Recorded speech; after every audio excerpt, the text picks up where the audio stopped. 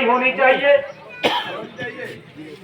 अब मुझे कहिए, मैं विधायक रहा हूं, मैं पूर्व विधायक हूं, ये पता लगाना कि कौन सा ओवरग्राउंड वर्कर है, कौन मिलिटेंट के साथ मिला हुआ है, कौन उग्रवादियों को खाना देता है, किसके घर उग्रवादी रहते हैं, ये इन्वेस्टिगेशन करना एमएलए का काम होता है या सिक्योरिटी एजेंसीज का काम होता है।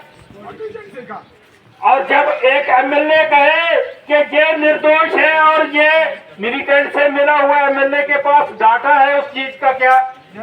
कितनी शर्म की बात है कि बनी का विधायक कहता है ये शरीफ आदमी है, गरीब आदमी है और ये मिलिटेंट है। ये उसका काम होता है, एमएलए का क्या? और जब सिक्योरिटी फोर्सेस के लोग कार्रवाई करते हैं तो प्रोटेस्ट किया जाता है कि इसकी इंक्वायरी ना की जाए, इसकी तफ्तीश ना की जाए, ये पता न लगाया जाए कि वो कौन ओवरग्राउंड वर्कर जो है वो मिलिटेंट की सपोर्ट करता है। क्या ऐसा होना चाहिए क्या? या तो फिर उस एमएलए के पास लिंक्स हैं या उसके पास डायरी है कोई जिसमें लिखा हुआ है कि कौन कौन से घर में मिलिटेंट जाते हैं। 2 लोगों की बिलावर में हत्या हुई काउंस इलाके में।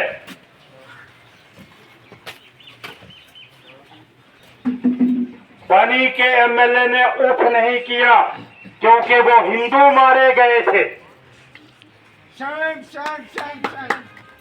एक बयान नहीं आया और एक युवक आत्महत्या करता है और कहता है कि मैंने ये कहा भी कह दिया कि मेरे मिलिटेंट के साथ लिंक से आपने वीडियो देखी है और मैंने डर के मारे बोला इसलिए मैं आत्महत्या कर रहा हूं, उसके लिए प्रोटेस्ट करता है। वो तो सिक्योरिटी एजेंसीज का काम है।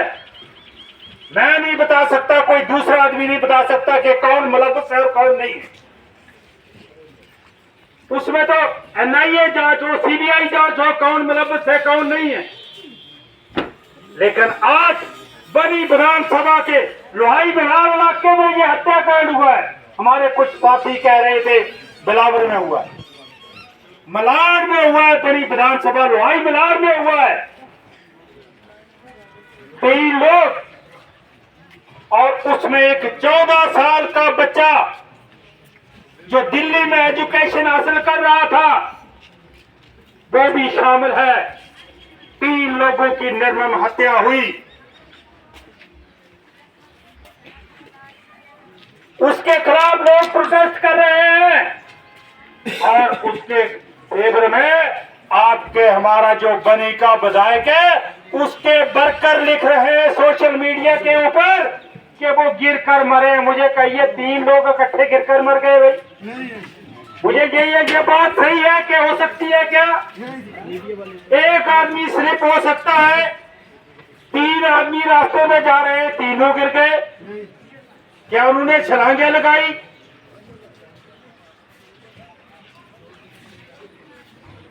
और फिर कुछ कहते हैं ये गिर के मर गए।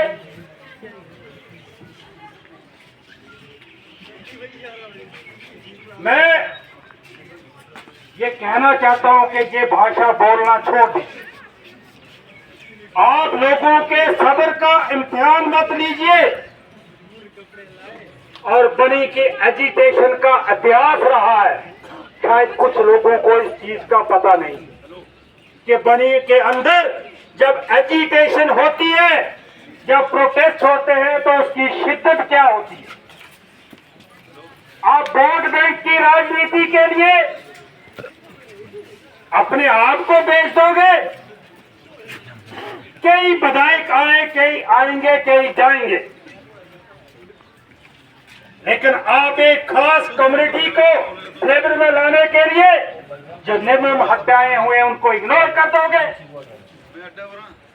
और मैं मुबारकबाद देना चाहता हूं बिलावर के लोगों को जिन्होंने कान से पकड़कर बाहर निकाला। उन्हें कहा हमें ऐसे गंदे जो अनासर है या ऐसे गंदे लीडर है उनकी बिलावर में जरूरत नहीं। बनी का नौजवान पूछ रहा है कि आपने कहा था मैं 15 दिन चुनाव के 15 दिन के अंदर अंदर बनी के युवाओं के लिए पहाड़ी स्टेटस एसटी कैटेगरी लाऊंगा, आपको नौकरियां लगेगी। ये नौकरियां दे रहे हैं या कत्लेआम हो रहा है? बनी कॉन्स्टिट्यूंसी के अंदर क्या हो रहा है? आज वो मासूम नौजवान हमें फोन करते हैं, मुझे पूछते हैं, मेरे पास आते हैं, बोलते हैं जनाब वो हो जाएगा पहाड़ी स्टेटस। मैंने कहा पता तो कीजिए। उमर अब्दुल्ला के पिट्ठू बने हैं, रोज जाके पाँव पकड़ते हैं। हम नहीं जानते उमर अब्दुल्ला और फारूक अब्दुल्ला, हमने किसी से करते ना, हमें किसी की परवाह है। हमें चमचागिरी करने की जरूरत नहीं है। हम अपने ईमान का सौदा नहीं कर सकते। इन लोगों ने अपने ईमान का सौदा किया है, बड़ी कॉन्स्टिट्यूंसी की जनता के साथ विश्वासघात किया है। कहां है पहाड़ी स्टेटस? क्यों असेंबली में बात नहीं थी? और अब वो मीडिया में जाकर कहेंगे ये पहाड़ी स्टेटस एसटी तो सेंटर ने देना है। सेंटर असेंबली भाई जम्मू कश्मीर असेंबली से पास करवाइए, भेजिए, हम जाएंगे दिल्ली डॉक्टर जितेंद्र सिंह जी के पास, हम वहां से पास करवा के लाएंगे। जम्मू कश्मीर असेंबली में आप बैठे हो, उमर अब्दुल्ला के शागिर्द पिट्ठू बन के आप बैठे हो, वहां से बात तो कीजिए। चुनाव से पहले तो कहा गया कि हम पहाड़ी मुद्दे के ऊपर चुनाव लड़ रहे हैं, लोगों को पहाड़ी स्टेटस मिलेगा, एसटी मिलेगा, मिलना चाहिए।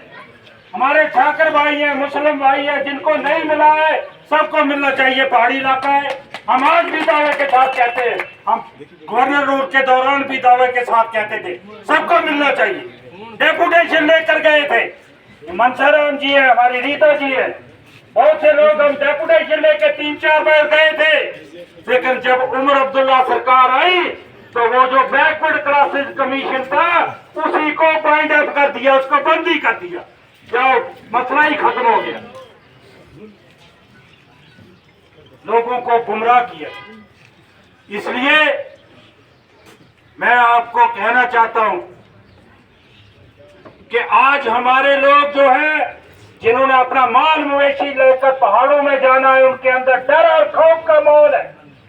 कैसे जाएंगे? पिछले साल क्या हालत हुई थी?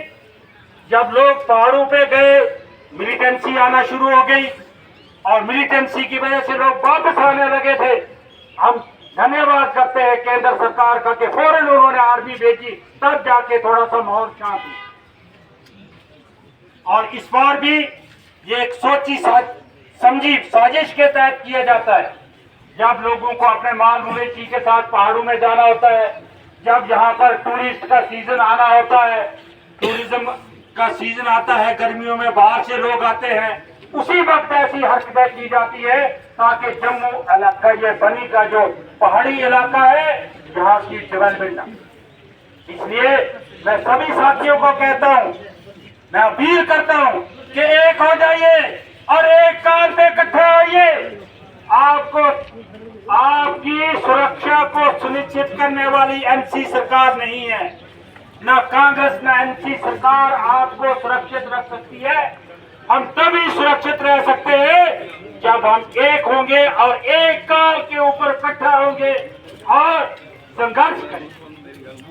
मैं आपसे यही अपील करता हूँ। आज देखिए उन परिवारों के ऊपर क्या गुजरी होगी, जिस परिवार का नौजवान बच्चा, जिन परिवारों के लोग बिछड़ गए हैं, उनके दिल पर क्या बीत रही होगी। ये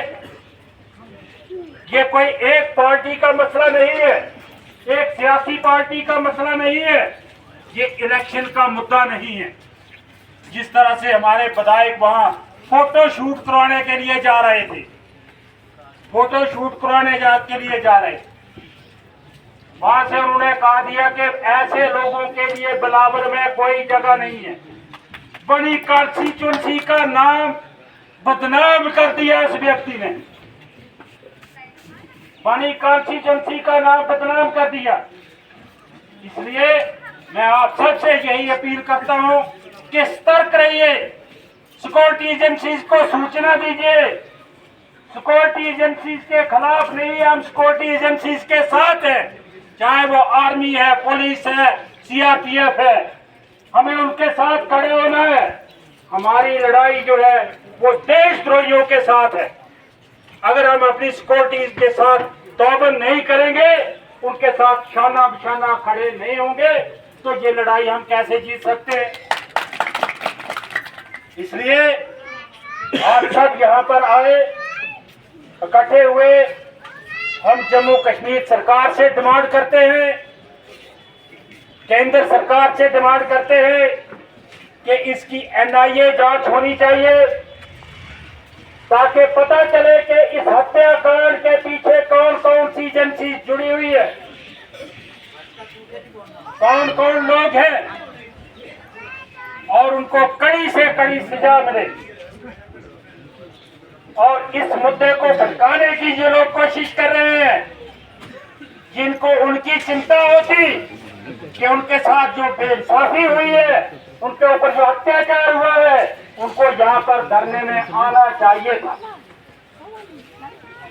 आना चाहिए था या नहीं आना चाहिए? इसलिए मैं ये कहना चाहता हूं कि अपने स्वार्थ को छोड़कर, और मैं ये भी कहना चाहता हूं कि इस घटना के लिए पोलराइजेशन भी की जाएगी, ग्रुप बनाए जाएंगे, क्योंकि एक बहुत गहरी साजिश है।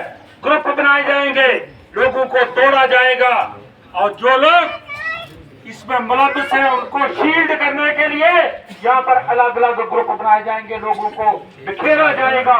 ये भी साजिश चले। इसलिए मैं आप सबको कहना चाहता हूं कि सतर्क हो जाइए और एक होकर देशद्रोही ताकतों का मुकाबला हम लोगों ने करना होगा। बाहर से मुकाबला करने के लिए कोई नहीं आए, और जब तक हम सिक्योरिटी फोर्सेस का सहयोग नहीं करेंगे, इस लड़ाई को हम कभी भी जीत नहीं सकते। इसके साथ ही आप सब ने ये एक फोरम यहाँ पर प्रोटेस्ट किया, बंद रहा बनी के अंदर, आज मिशेटी में भी बंद है, जिला कठुआ के दूसरे इलाकों में भी बंद है। माननीय एमपी साहब का भी सख्त स्टेटमेंट आया है, उस पर कार्रवाई होगी। इस बंद को कामयाब करने में आप सब लोगों ने सहयोग दिया, आप सबका बहुत बहुत धन्यवाद। 2-3 नारे लगाऊंगा, लेकिन पूरा जवाब देना है, जोर से ताकत के साथ जवाब देना है। भारत माता की जय। भाई क्या बात है, भारत माता की जय, भारत माता की जय। पाकिस्तान मुर्दाबाद, पाकिस्तान मुर्दाबाद।